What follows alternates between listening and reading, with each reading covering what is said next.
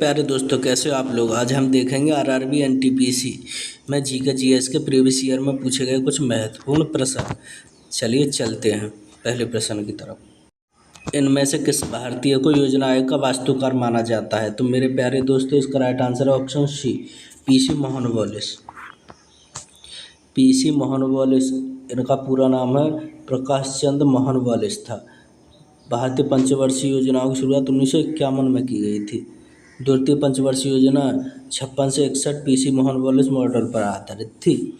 इस योजना का मुख्य उद्देश्य समाजवादी समाज की स्थापना करना। इसमें भारी उद्योग व खनिजों को प्राथमिकता दी गई। अगला क्वेश्चन है, भारतीय संविधान का अनुच्छेद 371 एक किसे विशेष राज्य का दर्जा देता है। तो मेरे प्यारे दोस्तों, इसका राइट आंसर है ऑप्शन ए, नागालैंड राज्य को। अनुच्छेद 371 महाराष्ट्र और गुजरात राज्य को विशेष राज्य का दर्जा देता है। 371 ए नागालैंड राज्य को विशेष राज्य का दर्जा देता है। 371 सी मणिपुर राज्य को विशेष राज्य का दर्जा देता है। और 371 डी आंध्र प्रदेश या तेलंगाना राज्य को विशेष राज्य का दर्जा देता है। इंद्रधनुष एक प्राकृतिक परिघटना है जो दर्शाती है। तो मेरे प्यारे दोस्तों, इसका राइट आंसर है ऑप्शन डी, प्रकाश का प्रकीर्णन। इंद्रधनुष प्रकाश के परावर्तन, अपवर्तन और पानी की बूंदों में प्रकाश का विक्षेपण के कारण होता है। इसकी परिघटना में लाल, नीला, पीला, हरा, नारंगी, जामुनी व बैंगनी रंग को दिखाते हैं। ज़्यादातर लाल रंग सबसे बाहर और बैंगनी रंग अंदर होता है। ज्ञातव्य है कि इंद्रधनुष एक प्राकृतिक परिघटना है जो कि प्रकीर्णन को दर्शाती है। अंतर्राष्ट्रीय न्यायालय के न्यायाधीश कितने वर्ष के लिए निर्वाचित किए जाते हैं। तो मेरे प्यारे दोस्तों, इसका राइट आंसर है ऑप्शन डी, 9 वर्ष के लिए। इसकी स्थापना 3 अप्रैल 1946 को की गई थी। अंतर्राष्ट्रीय न्यायालय के संविधान में 5 अध्याय 70 अनुच्छेद हैं। इसके न्यायाधीशों की संख्या 15 रखी गई है। इनकी नियुक्ति 9 वर्ष के लिए की जाती है। प्रत्येक 3 वर्ष बाद 5 न्यायाधीश अवकाश ग्रहण करते हैं। महात्मा गांधी दक्षिण अफ्रीका से भारत कब लौटे थे। तो मेरे प्यारे दोस्तों, इसका राइट आंसर है ऑप्शन डी, 9 जनवरी 1915 को महात्मा गांधी दक्षिण अफ्रीका से भारत लौटे थे। महात्मा गांधी दक्षिण अफ्रीका से जनवरी 1915 में भारत आए। पहुंचने के बाद महात्मा गांधी ने विभिन्न स्थानों पर सत्याग्रह आंदोलन का सफलतापूर्वक आयोजन किया। ज्ञातव्य है कि गांधी जी के भारत आगमन के उपलक्ष्य में 9 जनवरी को प्रतिवर्ष प्रवासी भारतीय दिवस मनाया जाता है। 1917 में गांधी जी ने बिहार के चंपारण में पहले सत्याग्रह 3 कठिया प्रथा के विरोध प्रारंभ किया, जिसमें सफल रहे। इन्हीं के नेतृत्व में 1920 में असहयोग आंदोलन प्रारंभ किया गया। ब्रेल प्रणाली इनमें से किस पर आधारित है। तो मेरे प्यारे दोस्तों, इसका राइट आंसर है ऑप्शन बी, बिंदुओं पर आधारित। ब्रेल प्रणाली 6 बिंदुओं पर आधारित है। ब्रेल एक प्रकार की लिपि है। यह नेत्रहीनों के लिए तैयार की गई है। इस लिपि का आविष्कार 1821 में एक नेत्रहीन फ्रांसीसी लेखक लुईस ब्रेल ने किया था। 4 जनवरी को ब्रेल दिवस मनाया जाता है। विश्व में प्रतिवर्ष अंतर्राष्ट्रीय सांकेतिक भाषा दिवस कब मनाया जाता है। तो मेरे प्यारे दोस्तों, इसका राइट आंसर है, विश्व में प्रतिवर्ष अंतर्राष्ट्रीय सांकेतिक भाषा दिवस कब मनाया जाता है। तो मेरे प्यारे दोस्तों, इसका राइट आंसर है ऑप्शन डी, 23 सितंबर को। प्रतिवर्ष सांकेतिक भाषा दिवस 23 सितंबर को मनाया जाता है। 4 जनवरी को मनाया जाता है लुईस ब्रेल दिवस। 16 सितंबर को विश्व ओजोन दिवस। 26 सितंबर को विश्व बौद्धिक अधिकार दिवस। 23 सितंबर को अंतर्राष्ट्रीय सांकेतिक भाषा दिवस मनाया जाता है। भारतीय रेलवे ने विविध संस्कृतियों के लोगों को एक साथ लाकर भारत के स्वतंत्रता संग्राम में योगदान दिया था। यह कथन किसका है। तो मेरे प्यारे दोस्तों, इसका राइट आंसर है ऑप्शन डी, गांधी जी का। भारतीय रेलवे ने विविध संस्कृति के लोगों को एक साथ लाकर भारत के स्वतंत्रता संग्राम में योगदान दिया था। यह कथन महात्मा गांधी का है। भारतीय रेलवे विविध संस्कृति के लोगों को एक साथ लाकर भारत के स्वतंत्रता संग्राम में योगदान दिया। यह कथन महात्मा गांधी का है। ज्ञातव्य है कि भारत एवं विश्व का सबसे लंबा railway station Gorakhpur railway station है। भारत के इनमें से किस रेलवे स्टेशन पर प्लेटफार्मों की संख्या सबसे अधिक है? तो मेरे प्यारे दोस्तों, इसका राइट आंसर है option C, Howrah railway station. Howrah railway station Bharat का ऐसा रेलवे स्टेशन है यहाँ पर प्लेटफार्मों की संख्या सबसे अधिक 23 है। इसके बाद सियालदह जंक्शन पर 21 प्लेटफार्म है। नई दिल्ली रेलवे स्टेशन पर 16 प्लेटफार्म हैं। भारत में NSSO किस मंत्रालय का अधीन कार्य करता है? तो इसका राइट आंसर है ऑप्शन डी, सांख्यिकी एवं कार्यक्रम कार्यान्वयन मंत्रालय के अधीन।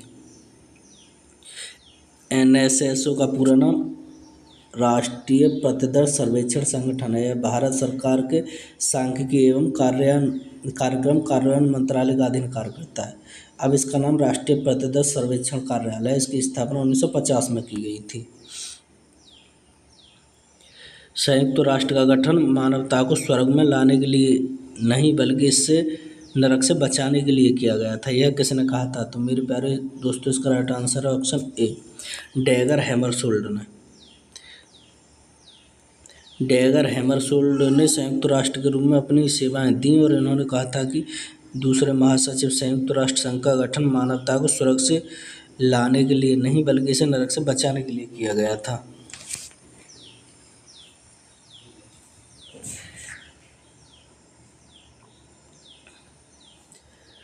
सुत्त पिटक के संबंध में निम्नलिखित में से कौन सा क्वेश्चन सही है? तो मेरे प्यारे दोस्तों, इसका right answer option B, Magadh के शासन और बुद्ध के बीच की बातचीत का वर्णन सुत्त पिटक में दिया गया है। विनय पिटक, सुत्त पिटक और अभिधम्म पिटक बौद्ध धर्म के 3 पिटक कहलाते हैं। तीनों पिटकों की भाषा पाली है। सुत्त पिटक में बुद्ध के धार्मिक सिद्धांतों को संवाद के रूप में संकलित किया गया है। विनय पिटक को संघ के भिक्षु भिक्षुणी के लिए बनाए गए नियमों का संकलन किया गया और अभिधम्म पिटक में बौद्ध धर्म के दर्शन से संबंधित है। कागज का आविष्कार किसने किया था? तो मेरे प्यारे दोस्तों, इसका राइट आंसर ऑप्शन सी, के लुन ने। ऐसा माना जाता है कि चीन के केलुन ने 1202 में कागज का आविष्कार किया था। इन्हें इसके लिए बांस व रेशम के टुकड़ों का उपयोग किया। यानी कि मेरे प्यारे दोस्तों, सबसे पहले बांस का आविष्कार चीन में किया था केलुन के द्वारा। ब्रिटिश सरकार ने मुसलमानों के लिए पृथक निर्वाचन मंडल की स्वीकृति किस वर्ष प्रदान की थी? तो मेरे प्यारे दोस्तों, इसका राइट आंसर है ऑप्शन सी, 1909 में। ब्रिटिश सरकार ने मुसलमानों के लिए पृथक निर्वाचन मंडल की स्वीकृति 1909 में प्रदान की। उल्लेखनीय है कि 1909 के समदों गांधी जी ने कहा था कि माले मिंटो सुधारों ने हमारा सर्वनाश कर दिया। लोकसभा में विभिन्न प्रकार के बिल पेश किए गए हैं। निम्न में से कौन सा एक नहीं है? तो मेरे प्यारे दोस्तों, इसका राइट आंसर है ऑप्शन ए, राजस्व विधेयक नहीं है।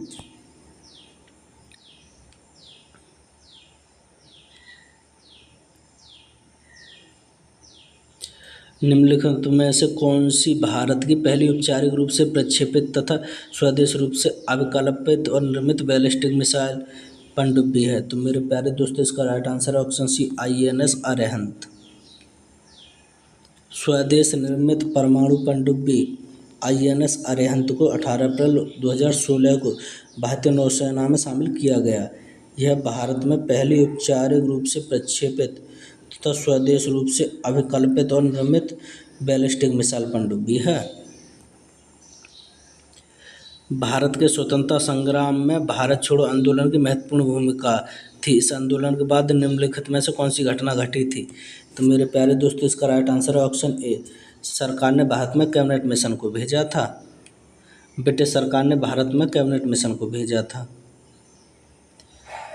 भारत छोड़ो आंदोलन 8 अगस्त 1942 को शुरू हुआ। कैबिनेट मिशन 8 अगस्त 1942 में पहुंचा। कैबिनेट मिशन 1946 में स्थापना की। रॉलेट एक्ट 1919 में स्थापना की। दांडी मार्च 12 अप्रैल 1930 से 6 अप्रैल 1930 तक। ऑल इंडिया मुस्लिम लीग की स्थापना 1906 में की गई थी।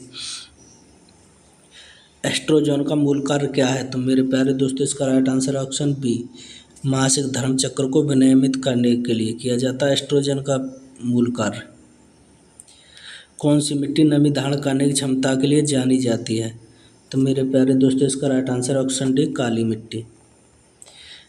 काली मिट्टी अथवा रेगुर मिट्टी लावा निर्मित मिट्टी होती है। इसमें जल धारण करने की क्षमता सर्वाधिक होती है। पानी में यह मिट्टी चिपचिपी हो जाती है और इसमें दरारें पड़ जाती हैं, अतः यह जोताई वाली मिट्टी भी कहते हैं। भारत में काली मिट्टी का सर्वाधिक विस्तार दक्कन पठार क्षेत्र में है। यह महाराष्ट्र, गुजरात, मध्य प्रदेश, उत्तरी कर्नाटक आदि क्षेत्रों में पाई जाती है। अंतर्राष्ट्रीय स्तर पर काली मिट्टी को चेरोनोजम कहा जाता है। इसे कपासी मिट्टी भी कहते हैं। 8 नवंबर 2016 को विमुद्रीकरण की घोषणा के समय भारतीय रिजर्व बैंक के गवर्नर कौन थे? 8 नवंबर 2016 को विमुद्रीकरण की घोषणा के समय भारतीय रिजर्व बैंक के गवर्नर कौन थे? तो मेरे प्यारे दोस्तों इसका राइट आंसर है ऑप्शन सी उर्जित पटेल। 8 नवंबर 2016 को भारत सरकार ने सभी 500 और 1000 रुपये के नोटों के विमुद्रीकरण की घोषणा की। इस समय उर्जित पटेल आरबीआई के गवर्नर थे। वर्तमान में आरबीआई के गवर्नर संजय मल्होत्रा हैं।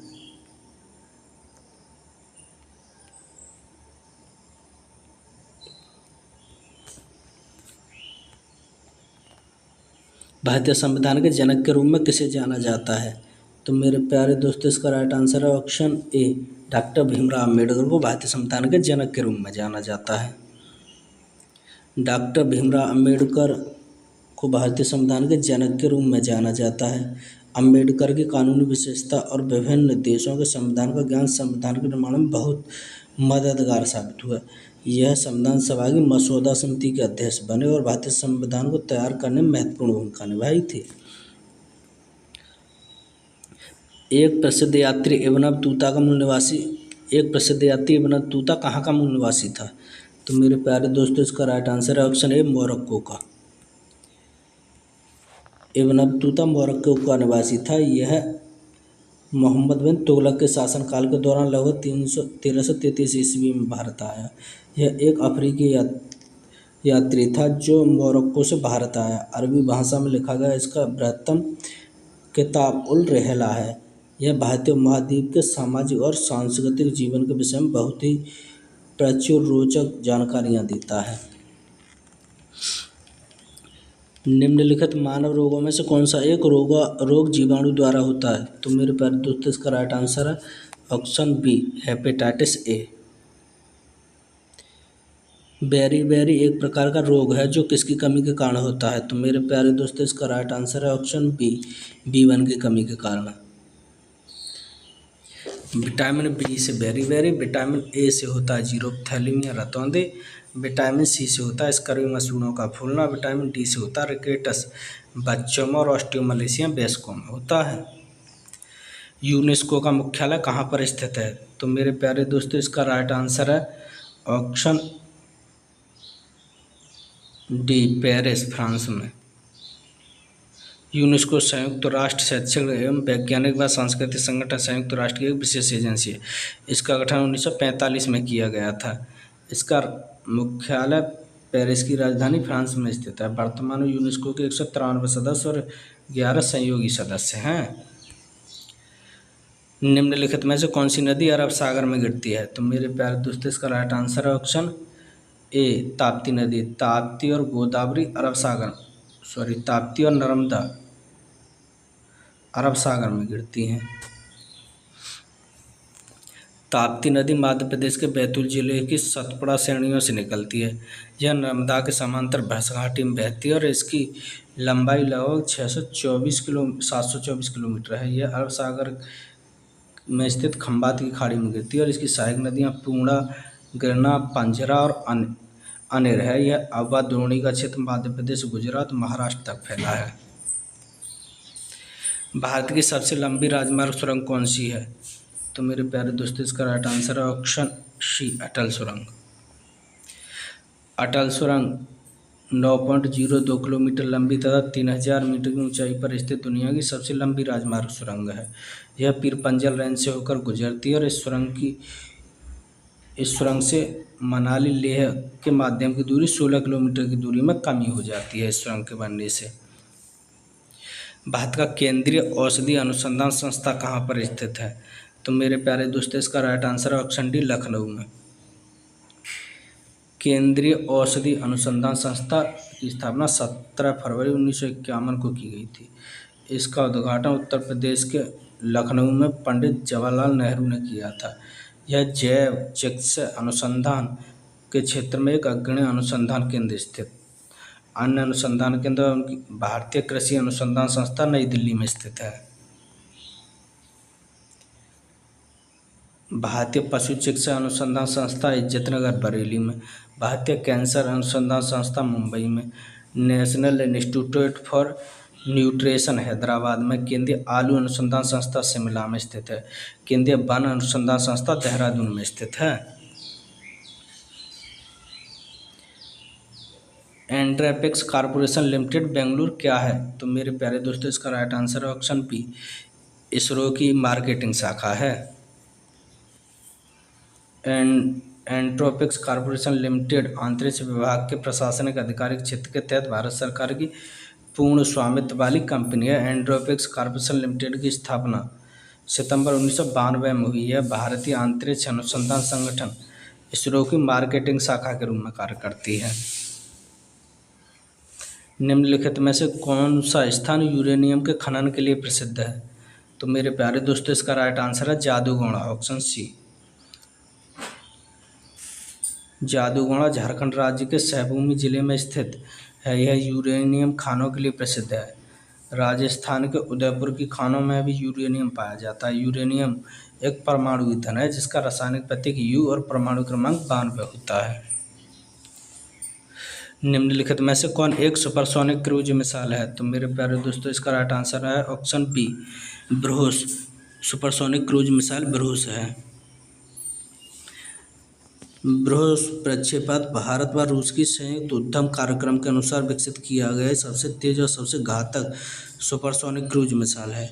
इसकी गति 2.8 मैक तथा इसे हवा और जमीन, समुद्र व पानी के नीचे से प्लेटफार्मों से लॉन्च किया जा सकता है।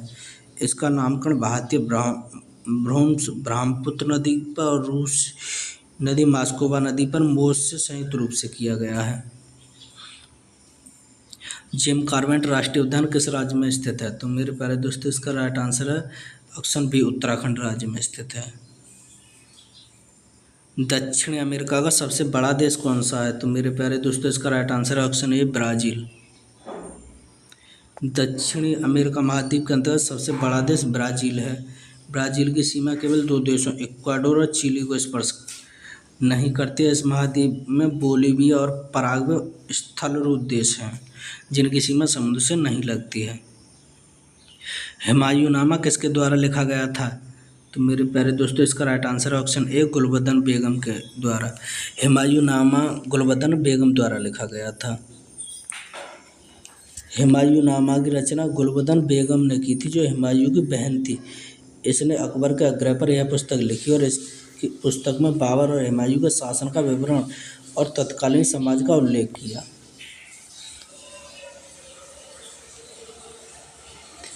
किस व्यक्ति के निकट दृष्टि दोष को सुधारने हेतु किस लेंस का उपयोग किया जाता है? तो मेरे प्यारे दोस्तों इसका राइट आंसर है ऑप्शन ए, अपसारी लेंस।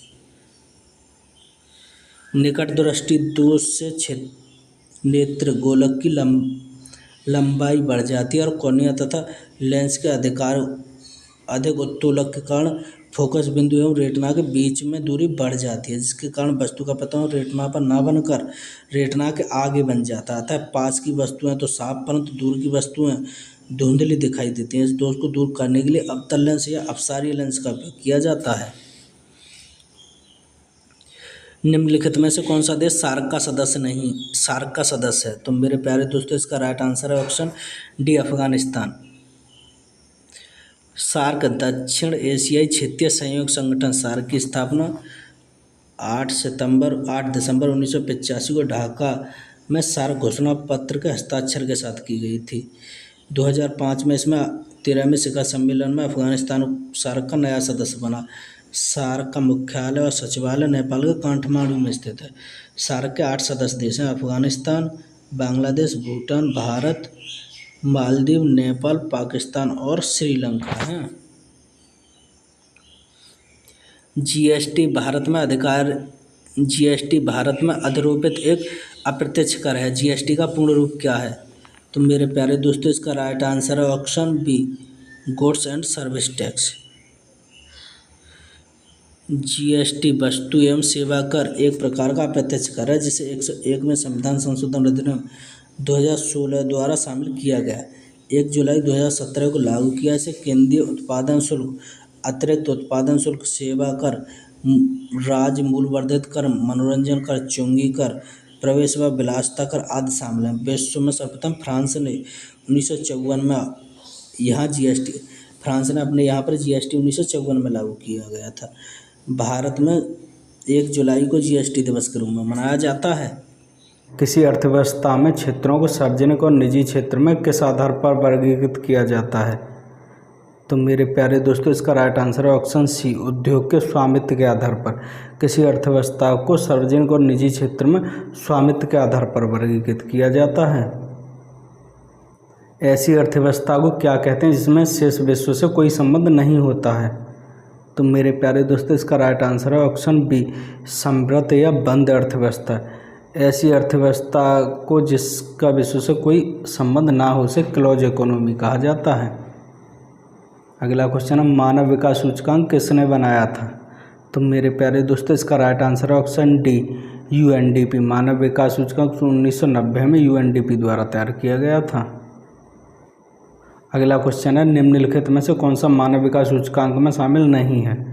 तो मेरे प्यारे दोस्तों इसका राइट आंसर है ऑप्शन सी, सामाजिक असमानता। मानव विकास सूचकांक में जीवन प्रत्याशा शामिल है, वास्तविक प्रति व्यक्ति आय भी शामिल है और प्रौढ़ शिक्षा भी शामिल है, जबकि सामाजिक असमानता इसमें शामिल नहीं है। भारतीय अर्थव्यवस्था के उदारीकरण का अग्रदूत किसे कहा जाता है? तो मेरे प्यारे दोस्तों इसका राइट आंसर है option C, doctor Manmohan Singh. भारतीय अर्थव्यवस्था के उदारीकरण का अग्रदूत मनमोहन सिंह को कहा जाता है। निम्नलिखित में से किसके द्वारा भ्रष्टाचार से लड़ाई के लिए नागरिकों की मार्गदर्शिका निकाली गई? तो मेरे प्यारे दोस्तों इसका राइट आंसर है ऑप्शन बी, केंद्रीय सतर्कता आयोग, सीबीसी द्वारा भारत में भ्रष्टाचार की लड़ाई के लिए नागरिकों की मार्गदर्शिका निकाली गई थी। हरित सूचकांक किसके द्वारा विकसित किया गया था? तो मेरे प्यारे दोस्तों इसका राइट आंसर है ऑप्शन सी, संयुक्त राष्ट्र विकास कार्यक्रम, यूएनडीपी द्वारा हरित विकास विकसित किया गया था। अल्प विकसित देशों में गरीबी का मुख्य कारण क्या होता है? तो मेरे प्यारे दोस्तों इसका राइट आंसर है ऑप्शन बी, आय में असमानता। अल्प विकसित देशों में गरीबी का मुख्य कारण आय में असमानता होती है। यह सत्य होगा कि भारत को परिभाषित किया जाए। तो मेरे प्यारे दोस्तों इसका राइट आंसर है ऑप्शन बी, एक श्रम आधिक्य वाली अर्थव्यवस्था के रूप में। भारत को एक श्रमिक आधिक्य वाली अर्थव्यवस्था के रूप में परिभाषित किया जाता है। अगला क्वेश्चन है, निम्नलिखित में से कौन सा एक असमानता घटाने का उपाय नहीं है? तो मेरे प्यारे दोस्तों इसका राइट आंसर है ऑप्शन बी, अर्थव्यवस्था का उदारीकरण। एक असमानता घटाने का उपाय नहीं है अर्थव्यवस्था का उदारीकरण करना। अगला क्वेश्चन है, भारत में निर्धनता के स्तर का आकलन किया जाता है? तो मेरे प्यारे दोस्तों इसका राइट आंसर है ऑप्शन डी, पारिवारिक उपभोग व्यय के आधार पर भारत में निर्धनता का आकलन किया जाता है। भारत में किस राज्य में गरीबी का प्रतिशत सबसे अधिक है? तो मेरे प्यारे दोस्तों इसका राइट आंसर है ऑप्शन ए, बिहार राज्य में। भारत में गरीबी का सबसे अधिक प्रतिशत बिहार राज्य में है। प्रच्छन्न बेरोजगारी एक विशेषता है? तो मेरे प्यारे दोस्तों इसका राइट आंसर है ऑप्शन बी, कृषि की। प्रच्छन्न बेरोजगारी कृषि की मुख्य विशेषता है। बंद अर्थव्यवस्था से आप क्या समझते हैं? तो मेरे प्यारे दोस्तों इसका राइट आंसर है ऑप्शन बी, सी, आयात एवं निर्यात बंद। बंद अर्थव्यवस्था यानी क्लोज इकोनॉमी से आशय है कि किसी देश का आयात और निर्यात बिल्कुल बंद होता है, वो ना किसी से आयात करता है ना किसी से निर्यात करता है, उसे बंद अर्थव्यवस्था कहा जाता है। किसी देश का आर्थिक विकास किस पर निर्भर करता है? तो मेरे प्यारे दोस्तों इसका राइट आंसर है ऑप्शन डी, प्राकृतिक संसाधन, बाजार का आकलन और पूंजी निर्माण की प्रक्रिया, उपयुक्त सभी पर किसी देश का आर्थिक विकास निर्भर करता है। अगला क्वेश्चन है शैक्षिक विकास सूचकांक फरवरी 2011 के अनुसार भारत में 4 उच्चतम स्थान वाले राज्य कौन से हैं? तो मेरे प्यारे दोस्तों इसका राइट आंसर है ऑप्शन ए केरल, तमिलनाडु, पंजाब और दिल्ली हैं। यूएनडीपी की मानव विकास रिपोर्ट के अनुसार भारत को किस श्रेणी में रखा गया है? तो मेरे प्यारे दोस्तों इसका राइट आंसर है ऑप्शन सी मध्यम मानव विकास श्रेणी में। यूएनडीपी की मानव विकास रिपोर्ट के अनुसार भारत को मध्यम मानव विकास श्रेणी की रिपोर्ट में रखा गया है। यह 1990 से जारी की जाती है। संयुक्त राष्ट्र विकास कार्यक्रम यूएनडीपी की मानव विकास रिपोर्ट के तर्ज पर भारत की पहली मानव विकास रिपोर्ट कब जारी की गई थी? तो मेरे प्यारे दोस्तों इसका राइट आंसर है ऑप्शन बी अप्रैल 2002 में। भारत में यूएनडीपी की मानव विकास रिपोर्ट के तर्ज पर भारत में पहली मानव विकास रिपोर्ट अप्रैल 2002 में जारी की गई थी। अगला क्वेश्चन है राज्य स्तरीय मानव विकास रिपोर्ट जारी करने वाला प्रथम राज्य कौन सा है? तो मेरे प्यारे दोस्तों इसका राइट आंसर है ऑप्शन सी मध्य प्रदेश। राज्य स्तरीय मानव विकास रिपोर्ट जारी करने वाला प्रथम राज्य मध्य प्रदेश है। मानव विकास सूचकांक का आधार क्या है? तो मेरे प्यारे दोस्तों इसका राइट आंसर है ऑप्शन सी स्वास्थ्य, शिक्षा और जीवन स्तर उपयुक्त सभी मानव विकास सूचकांक का आधार हैं। निम्नलिखित में से कौन सा मानव विकास सूचकांक का हिस्सा नहीं है? तो मेरे प्यारे दोस्तों इसका राइट आंसर है ऑप्शन डी सकल नामक निवेश दर। स्वास्थ्य एवं पोषण, प्रति व्यक्ति आय और जन्म के समय जीवन प्रत्याशा उपयुक्त सभी मानव विकास सूचकांक के हिस्सा हैं। मानव विकास सूचकांक किस अर्थशास्त्री की देन है? तो मेरे प्यारे दोस्तों इसका राइट आंसर है ऑप्शन डी महबूब उल हुक। 1990 में महबूब उल हुक के द्वारा मानव विकास सूचकांक दिया गया था। महबूब उल हुक पाकिस्तान की रहने वाली हैं। वर्ल्ड डेवलपमेंट रिपोर्ट किसके द्वारा प्रकाशित की जाती है? तो मेरे प्यारे दोस्तों इसका राइट आंसर है option C UNDP. World development report UNDP द्वारा विकसित की गई है। अगला क्वेश्चन है निम्नलिखित में से कौन सा कार्यक्रम ग्रामीण भारत में गरीबी दूर करने हेतु था? तो मेरे प्यारे दोस्तों इसका राइट आंसर है ऑप्शन डी उपयुक्त सभी। आईआरडीपी, एनआरईपी और ट्राइसेम उपयुक्त सभी ग्रामीण भारत में गरीबी दूर करने से संबंधित हैं। निम्नलिखित में से कौन सा एक सूचकांक भारत में गरीबी की तीव्रता की माप के लिए सबसे उपयुक्त है? तो मेरे प्यारे दोस्तों इसका राइट आंसर है ऑप्शन डी बहुआमी गरीबी सूचकांक। भारत में गरीबी की तीव्रता की माप हेतु उपयुक्त सूचकांक भारत में बहुआमी गरीबी सूचकांक है। निम्नलिखित में से किस राज्य को अत्यधिक कुपोषण के कारण भारत का इथोपिया कहा जाता है? तो मेरे प्यारे दोस्तों इसका राइट आंसर है ऑप्शन ए मध्य प्रदेश को। भारत का इथोपिया मध्य प्रदेश को कहा जाता है। गरीबी रेखा के नीचे जनसंख्या का न्यूनतम प्रतिशत किस राज्य में अंकित है? तो मेरे प्यारे दोस्तों इसका राइट आंसर है ऑप्शन डी गोवा में। गरीबी रेखा के नीचे जनसंख्या का न्यूनतम प्रतिशत गोवा राज्य में है। कुटीर ज्योति योजना का संबंध किससे है?